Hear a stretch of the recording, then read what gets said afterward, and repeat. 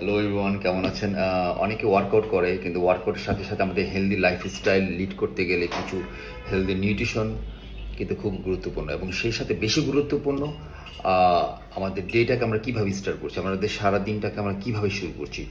So usually আমি যেটা করে থাকি, ডেফিনেটলি লেবু পানি উইথ হানি, অ্যান্ড সেকেন্ড যেটা আমি করে থাকি সেটা হচ্ছে রাতে ভিজিয়ে রাখা মেথি পানি, যেটা আমার চুল এবং আমার স্কিন, ইভেন আমার ডাইজেস্টিভ সিস্টেম, আমাদের নার্ভ সিস্টেমটাকে অনেকটাই হেল্প করতে সাহায্য করে।